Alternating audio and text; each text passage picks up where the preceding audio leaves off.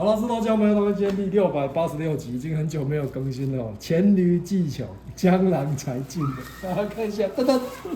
好，看一下，来，我往前一点，21寸3层折叠工具箱，不是傻逼 SB 510，这个样子哦，来，全新的哦，这个是买来装工具的，装学校的工具，不是私人的工具啊。来介绍一下这个东西，打开，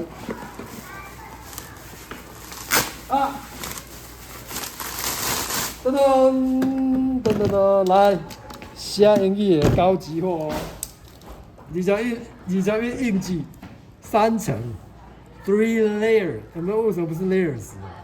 然后 folding multi-function toolbox， 然后这边一样，看一下有没有不懂的字。好像有，所以说不念了。如果这小孩子疯了。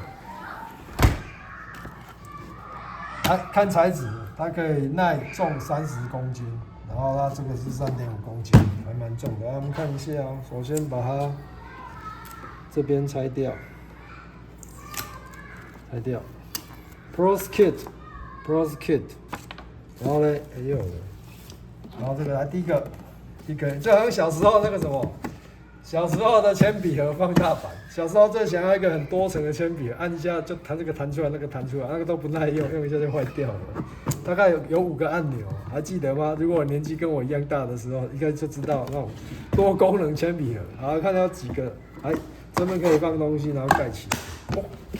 这边也是放一些小零件，放饼干可不可以？不行，会晒坏。然后这边是。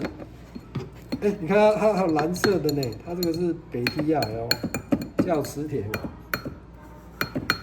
借个磁铁，我们吸一下会不会吸？这个也太可爱了吧！这磁铁哦，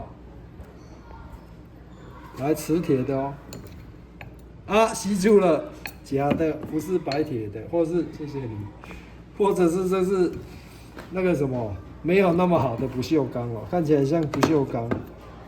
然后这个蓝色胶膜可以撕，可以不用撕。好，我们打开了，噔噔噔。这个可以拿来当急救箱吗？刮出去后，手就断去啊！太重了有这么多层，有没有像钓鱼盒？钓鱼的话，很多人钓鱼在那边放东西，好多层。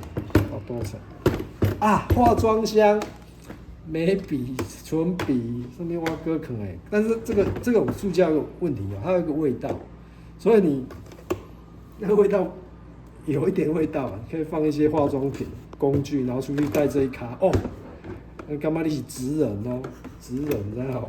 职业的professional 好，就这样子然后到时候我们会把那个螺丝起子什么把它放进去，就是这样子。